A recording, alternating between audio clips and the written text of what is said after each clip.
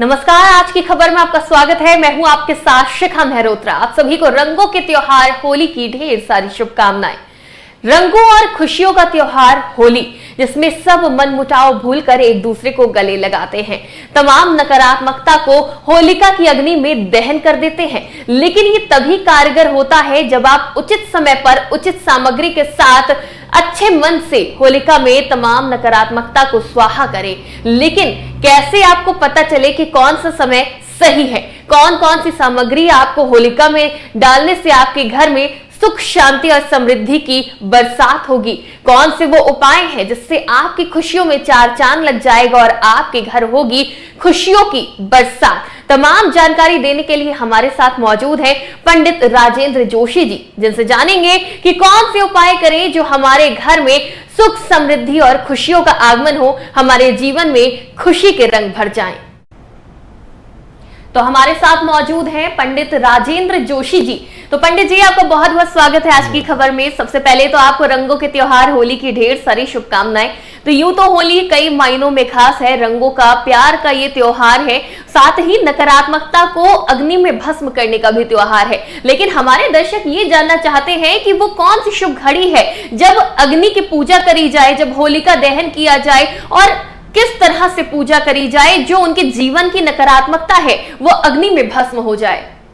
पहले तो मैं आज की खबर के सभी दर्शकों को होली की हार्दिक शुभकामनाएं देता हूं और आज की खबर के जितने भी इस ऑफिस में हैं सबको हार्दिक शुभकामनाएं। देखिए, होली हमारे जीवन का सबसे प्रमुख त्यौहार है, क्योंकि होली से ही हमारे जीवन में जो है जितने भी रंग हैं, हर रंग जो है हमारे जीवन में प्रभाव डालते हैं। जैसे लाल रंग है हमारे जीवन में उत्साह का रंग है, पीला जो है हमारे जीवन में पूजा पद्धति इत्यादि में पीले रंग का ज़्यादा प्रयोग होता है, तो हमारे जीवन में जो है पूजा पाठ इत्यादि के लिए पीले रंग का प्रयोग किया जाता है। तो इससे हमारी भगवान के प्रति रुचि बढ़ती है। और ऐसे ही गुलाबी रंग है, नीला रंग है, ये सब जो है हमारे जीवन में बड़ा प्रभाव डालते हैं। तो इस बार होलिका दहन का जो है समय, क्योंकि पूर्णमासी जो है 13 तारीख की सुबह 10:35 से लग रही है और रात अगले दिन 12:35 तक रहेगी। लेकिन 10:35 में जिसमें पूर्णिमा शुरू हो रही है और रात्रि 11:26 तक जो है भद्रा का समय है। भद्रा के समय जो है अग्नि नहीं लगाई जाती होलिका में, इसलिए जो शुभ मुहूर्त है वो 11:26 से लेके अगले दिन 14 की सुबह मतलब रात को 12:30 तक है। इस बीच में यानी 1 घंटे कुछ मिनट का जो है होलिका दहन का समय है। इस समय सभी लोग जो है अपने घर से जाएं और गाय के उपले, सूखा नारियल, कपूर इत्यादि, गेहूं की बाली, गन्ना इत्यादि अपने घर से ले जाएं और बच्चों की नज़र उतार कर काली राई ले जाएं, और या जो गाय के उपले हैं, कपूर है इत्यादि से बच्चों की नज़र अगर बच्चों को नहीं ले जा रहे हैं, क्योंकि होलिका जलाते समय कई नकारात्मक ऊर्जाएं जो हैं चारों तरफ से आती हैं जिसको उस अग्नि में भस्म करना होता है। तो इसीलिए आप लोगों ने देखा होगा घर के बड़े बुजुर्ग ही होलिका के पास जाते हैं और होलिका के दहन के समय घर की जो भी बच्चे हैं छोटे बच्चों की नज़र उतार कर अग्नि में जो भी नारियल है, कपूर है और राई है और गेहूं की बाली हो गई। गेहूं की बाली से यह होता है कि उसमें पकाने से होलिका में उसको घर में रखने से जो है धन संपदा की वृद्धि होती है। और जो राख है उसको एक सिक्के में बांध के, लाल कपड़े में बांध के अपने लॉकर जहाँ भी आप धन इत्यादि रखते हैं वहाँ रखने से जो है वर्ष भर हमें धन की प्राप्ति होती है। और गेहूं की बाली घर में रखने से अन्न पूर्णा मैया का प्रसाद के रूप में हमारे रहती, तो हमारे घर में कभी अन्न और धन की कमी नहीं रहेगी। और उसकी राख जो है लगाने से जो है जितनी भी नकारात्मक ऊर्जाएं हमारे घर में हैं, हमारे शरीर में, हमारे ऊपर हैं, वो सब दूर होती हैं। तो इस बार जो है शुभ मुहूर्त जो है 11:26 से 12:30 बजे का है और अगले दिन जो है 14 तारीख को होली मनाई जाएगी।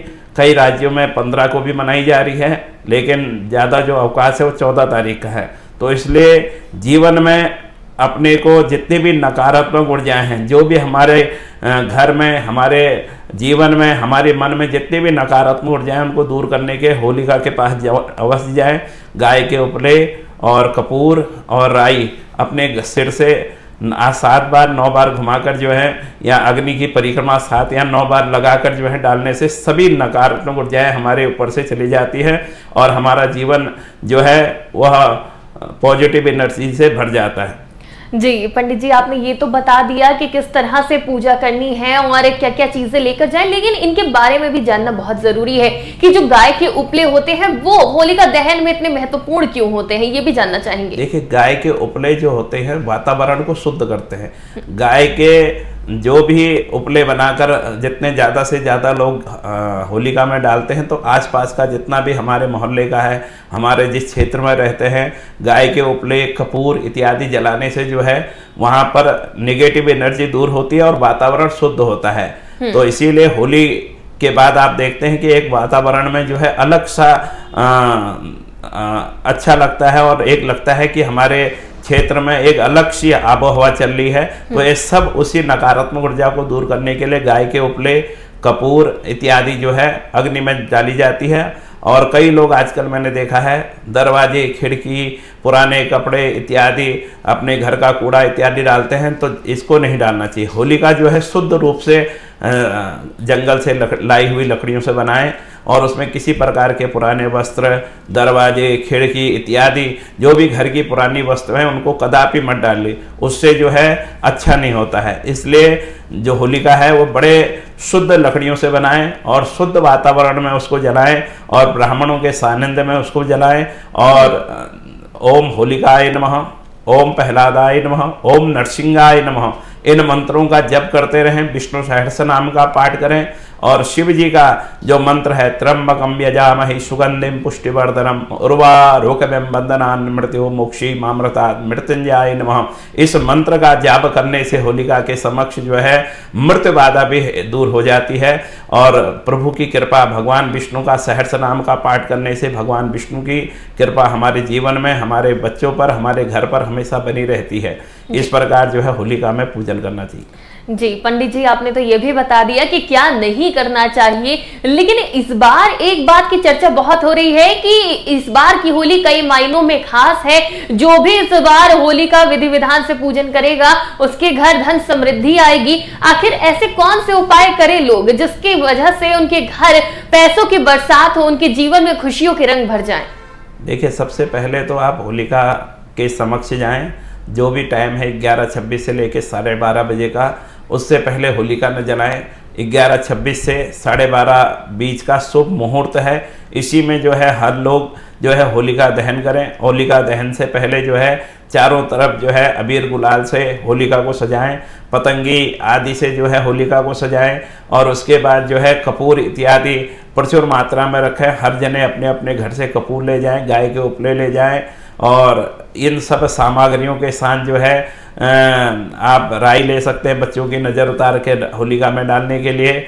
और उसके बाद जो है होलिका दहन के बाद जो है अच्छे से 7 या 9 परिक्रमाएं करें, जिससे आपको होलिका के साथ जितनी भी नकारात्मक ऊर्जाएं हैं वह सब भस्म हो जाती हैं। और देखिए, इसी नकारात्मक ऊर्जा को भस्म करने के लिए होलिका दहन का त्यौहार हमारे सनातन धर्म में मनाया जाता है। सनातन धर्म में होलिका दहन जो है नकारात्मक ऊर्जा को दूर करने के लिए ही होलिका दहन का प्रावधान किया गया है।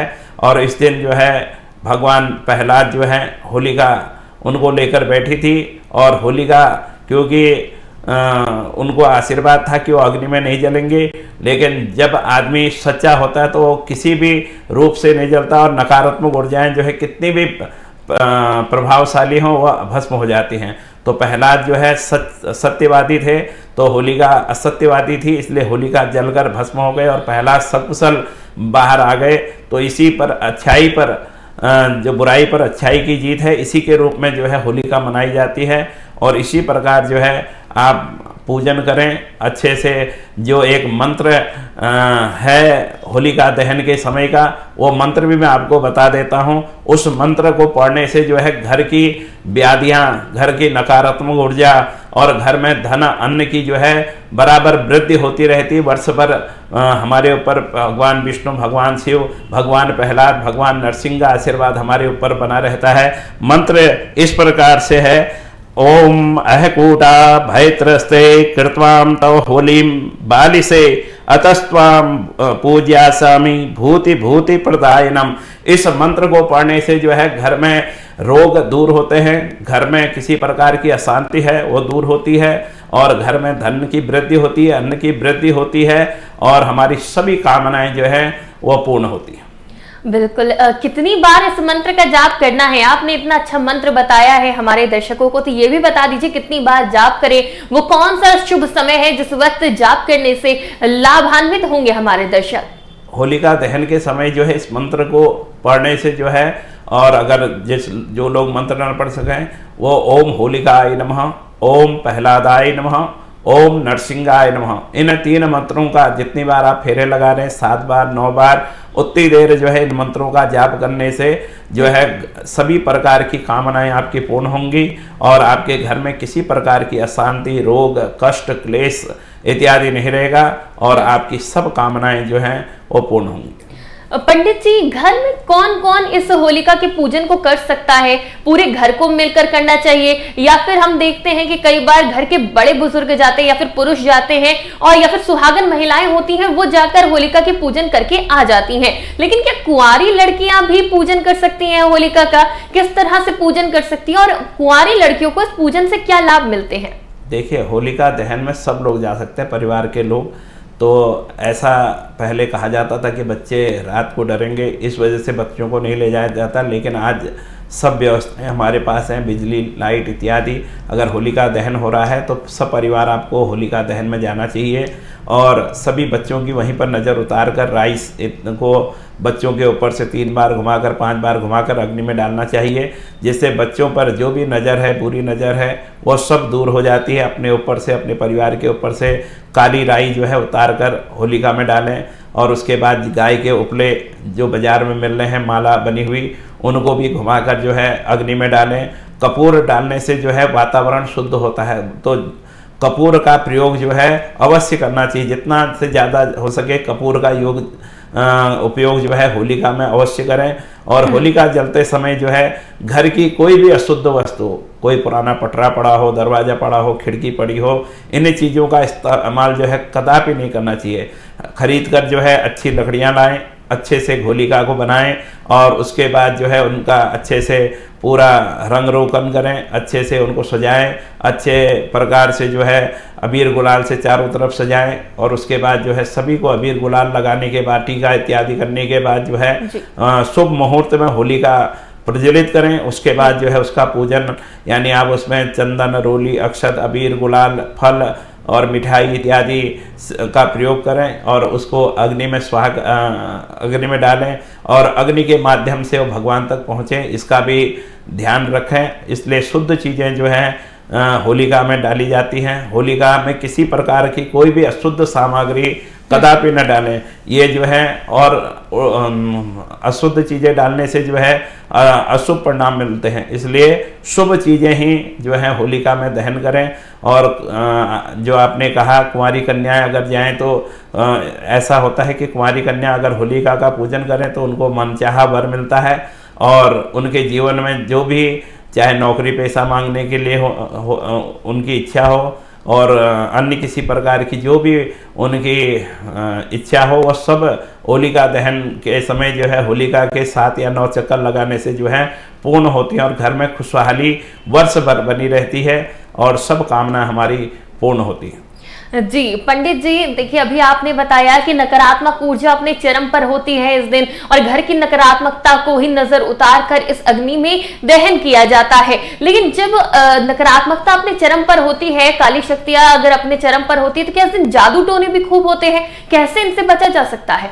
देखिए, इस दिन नकारात्मक ऊर्जा जो है पूरे वर्ष भर की जितनी भी नकारात्मक ऊर्जाएं हैं वो सब होलिका दहन के दिन जो है प्रभावी हो जाती हैं। तो इसीलिए होलिका दहन का ये हमारे सनातन धर्म में प्रावधान रखा है कि जितनी भी नकारात्मक ऊर्जाएं हैं, काली शक्तियां हैं, इनसे दूर जाने के लिए जो है इस अग्नि को जलाया जाता है कि वर्ष भर किसी प्रकार की काली शक्ति, जादू टोना इत्यादि जो है हमारे ऊपर किसी प्रकार का प्रभाव ना करें, हमारे जीवन में किसी प्रकार की कोई अशुभ घटना ना हो। इसी के लिए जो है सब लोग अपने अपने घर से निकलें और जो भी सामग्री मैंने बताई है उनको घर से ले जाएं।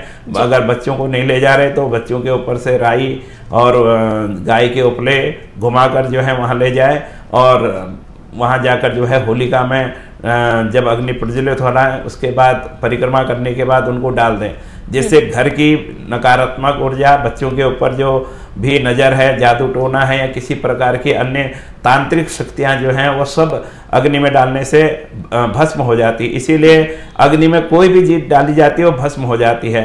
इसलिए उसमें डालने से जो भी हमारे नेगेटिव एनर्जी, काली शक्तियाँ हैं, जादू टोना है, सब दूर हो जाता है। जो होलिका दहन के बाद बची हुई राख होती है वो कितनी शक्तिशाली होती है, वो किस तरह से लोगों की मदद कर सकती है धन्य धान्य संप्रदा में?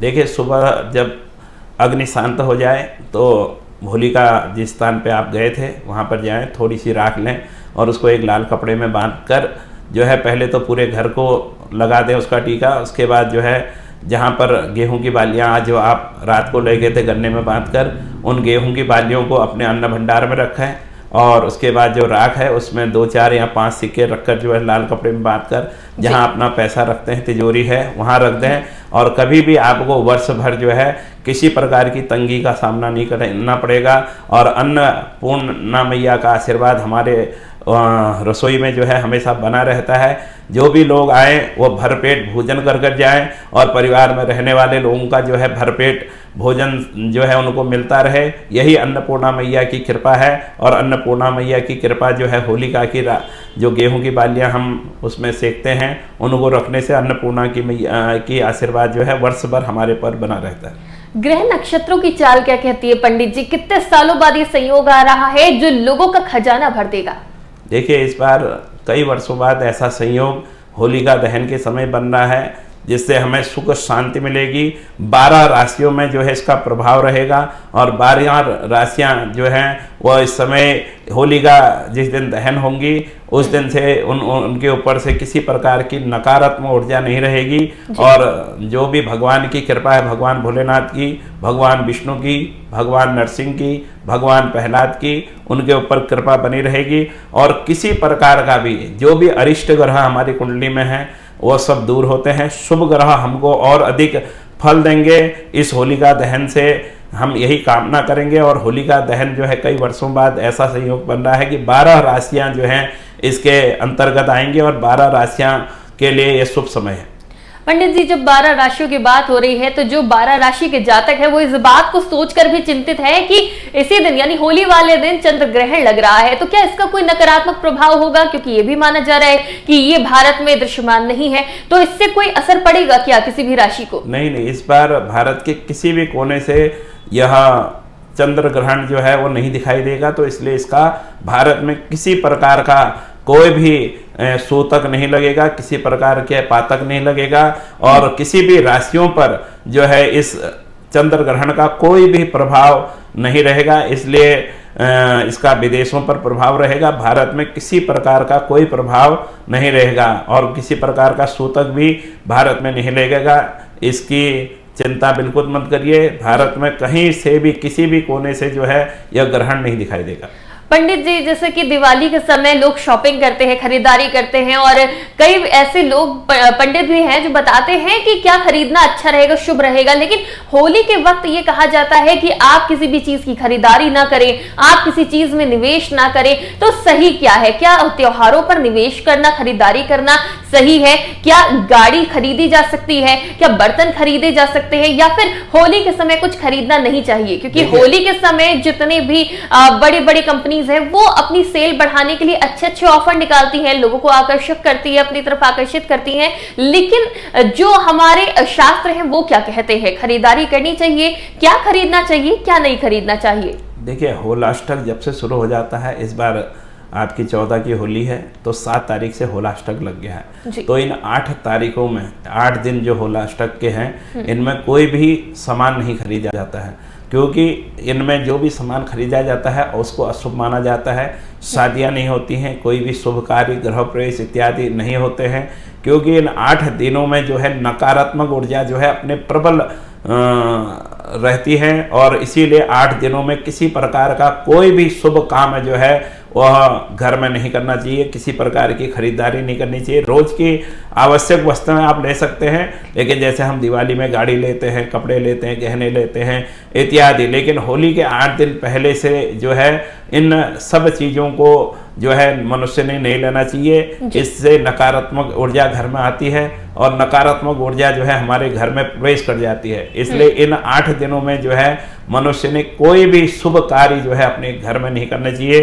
कोई भी ऐसी महंगी वस्तु अपने घर में न लाएं और कोई भी जो चीज़ें आपके जीवन में प्रभाव डालें उन चीज़ों को अपने घर में ना लाएं इन 8 दिनों में। होली के बाद आप जो है उनकी खरीदारी कर सकते हैं, लेकिन होली के 8 दिन जो हैं इन चीज़ों से बचना चाहिए और किसी प्रकार की कोई खरीदारी या किसी प्रकार का कोई शुभ काम अपने घर में नहीं करना चाहिए। यानी कि लोहा, सोना, चांदी ऐसा कुछ भी खरीदारी नहीं करनी चाहिए।